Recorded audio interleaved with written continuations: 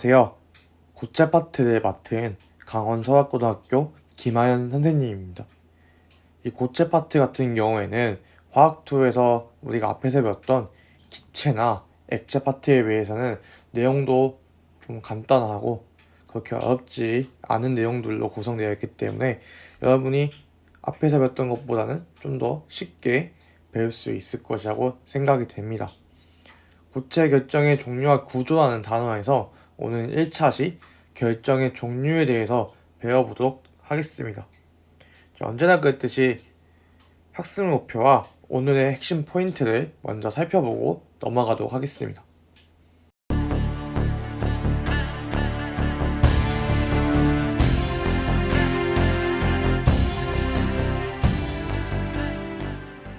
오늘 배울 내용의 순서입니다.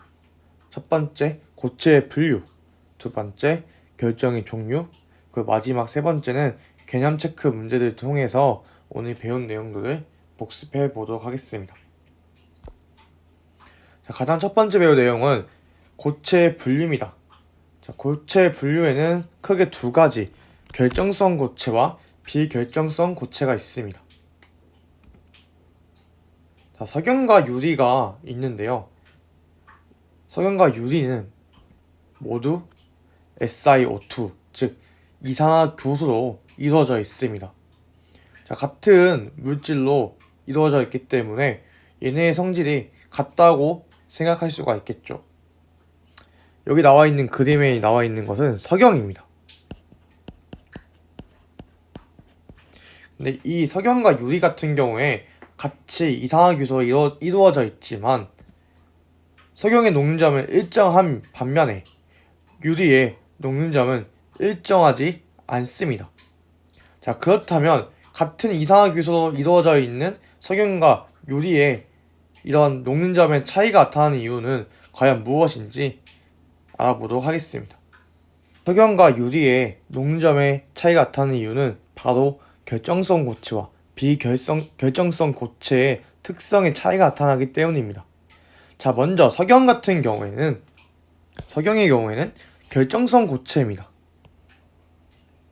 이름 그대로 결정성 고체는 정의가 고체를 이루는 원자나 이온이나 혹은 분자 등이 규칙적으로 배열된 것을 의미합니다. 그림을 보시면 이산화탄소 분자들이 매우 규칙적으로 배열되어 있는 것을 확인할 수 있고요. 이 오른쪽의 그림을 봐도 규칙적으로 이런 식으로 배열되어 있는 것을 확인할 수가 있습니다. 이렇게 규칙적으로 배열되어 있기 때문에 분자와 분자 사이에 작용하는 힘이 일정합니다. 따라서 녹는점도 이런 식으로 일정하게 되는 것입니다. 그래서 결정성 고체 예시로는 우리가 잘 알고 있는 석영, 그 다음에 우리가 화학 원 때 배웠죠. 여기 있는 것들은 전부 다 화학 원 때 배웠는데 염화나트륨, 염화세슘, 구리, 드라이 아이스 등이 결정성 고체의 예시가 됩니다. 반면에 비결정성 고체 같은 경우에는 이런 식으로 보시면 분자의 배열이 매우 불규칙적인 것을 확인할 수 있습니다. 유리 같은 경우에 비결정성 고체가 되게 되는데요. 그럼 비결정성 고체의 정의는 고체를 이루는 원자나 이온이나 분자 등이 어떻게 불규칙적으로 배열된 것을 의미합니다. 따라서 이 분자와 분자 사이에 작용하는 힘이 결정성 고체 같은 경우에는 일정했다면 얘네는 중구난방, 즉 불규칙적이라는 것입니다. 그래서 어떠한 분자에는 힘의 크기가 세게 작용하지만 어떤 데는 약하게 작용하고 또 어떤 곳은 세게 작용하고 이런 식으로 불규칙적으로 작용하기 때문에 이 녹는점 역시 일정하지가 않습니다. 대표적인 비결정성 고체 예시로는 유리, 플라스틱, 엿, 고무 등이 있습니다.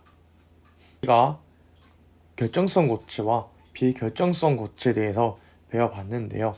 그 다음에 이번에는 결정의 종류에 대해서 배워보도록 하겠습니다.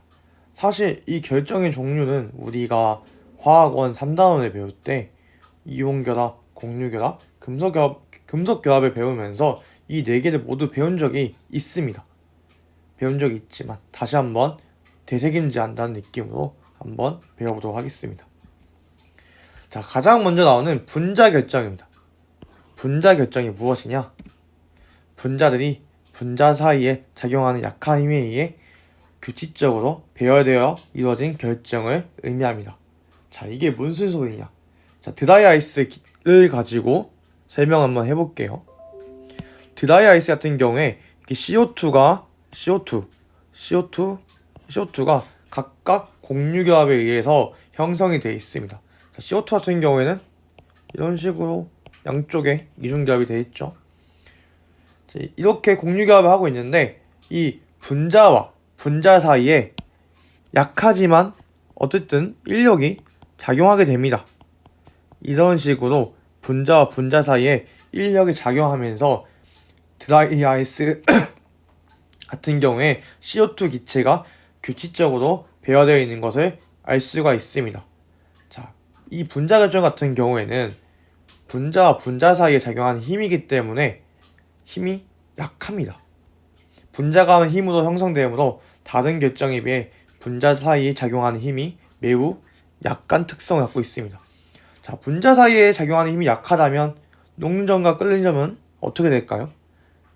우리가 앞다운에서 배웠듯이 이 분자가 힘이 셀수록 끓는 점도 높아지기 때문에 이 분자 결정은 힘이 약해서 녹는 점과 끓는 점은 대체로 낮고 승화성이 있는 물질도 있습니다. 대표적인 승화성 있는 거 드라이 아이스죠. 자, 승화가 뭐냐? 우리 고3이니까 이 정도는 알고 있어야겠죠. 고체가 기체되는 현상 혹은 기체에서 고체가 되는 현상을 우리가 승화라고 부르죠. 전기전도성은 고체, 액체 상태 모두 전기전도성이 없는 특징을 갖고 있습니다.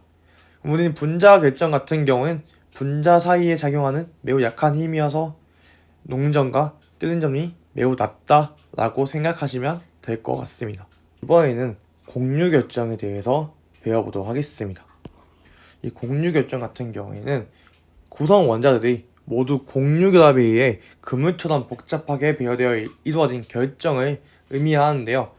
자, 여기서 여러분들이 조심해야 할 거, 방금 앞에서 배웠던 이 분자 결정 같은 경우에는 특징이 뭐냐면 공유결합에 의해서 이 CO2 분자 하나, H2O 분자 하나가 만들어지고 이 만들어진 분자와 분자 사이에 작용하는 힘에 의해 만들어진 결정이었다면 이 공유결정 같은 경우에는 그냥 입자와 입자 사이에 공유결합을 형성하면서 만들어진 결정이다 생각하시면 될 것 같습니다. 자, 얘는 그물구조의 거대 결정을 이루고요. 입자와 입자 사이에 공유결합이 이루어져 있기 때문에 힘이 매우 셉니다. 따라서 녹는 점과 끓는 점이 매우 높다라고 생각하시면 될 것 같습니다.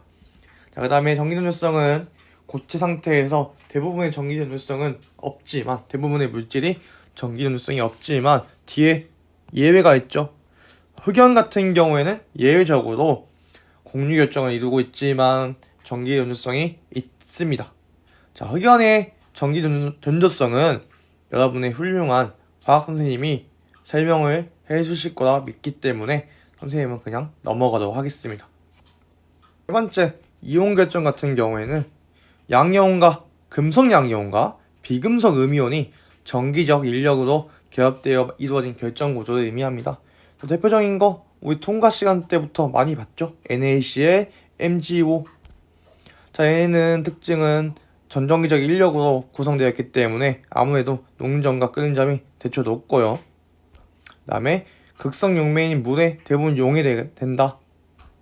그리고 전기 전도도는 고체에서는 없지만 액체나 수용의 상태에서는 이 이온들이 녹아서 자유롭게 이동할 수 있기 때문에 전기 전도성이 있다고 설명할 수 있겠습니다.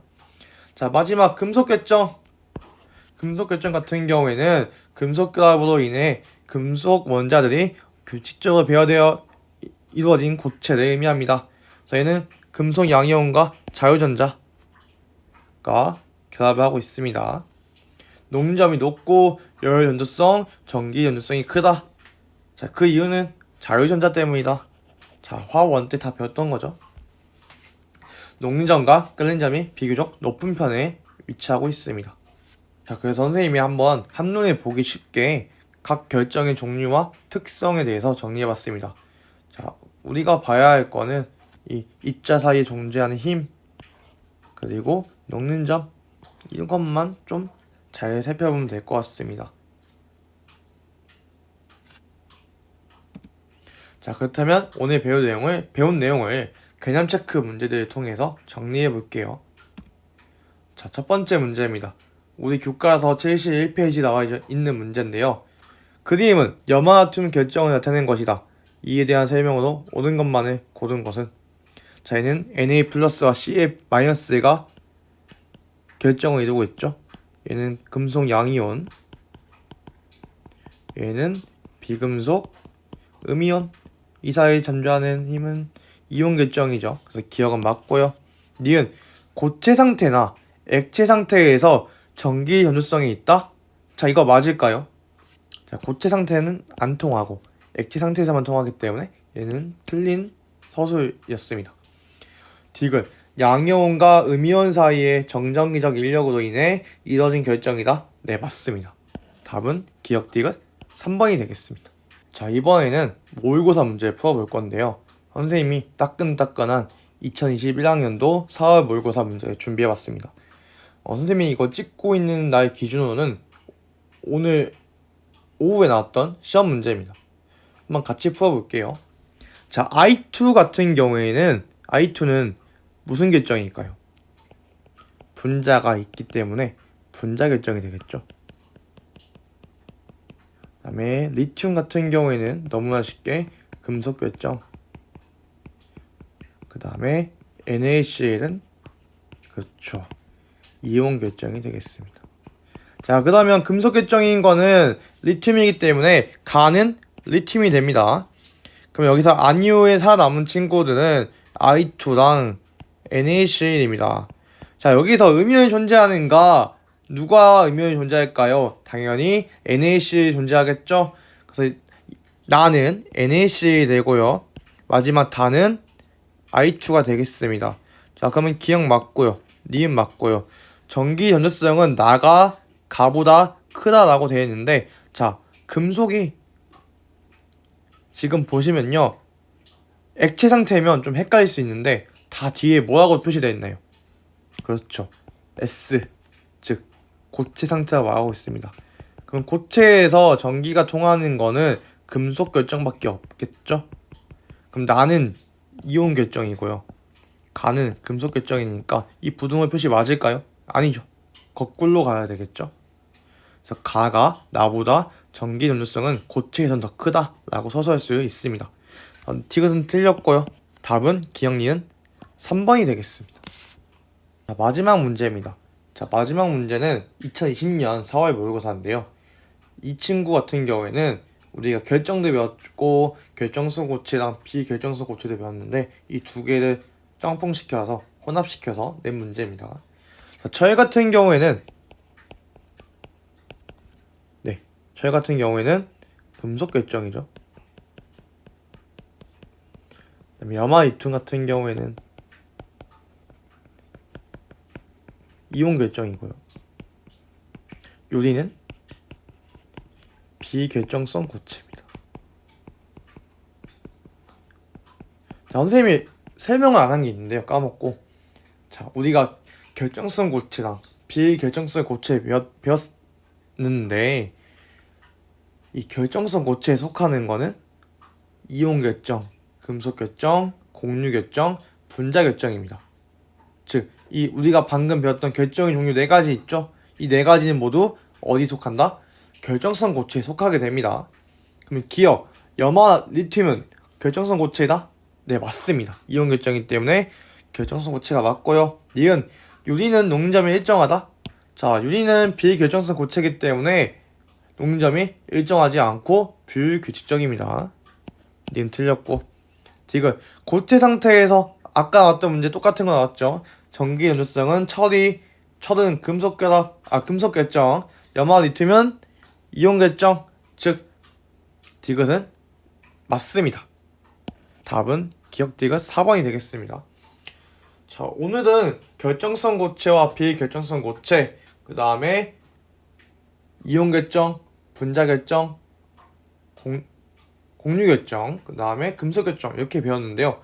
사실 이거는 화원 때 배웠던 내용과 크게 다른 게 없기 때문에 크게 어렵지 않았을 것이라고 생각됩니다. 자, 오늘 배운 내용들 잘 복습하시길 바라겠습니다.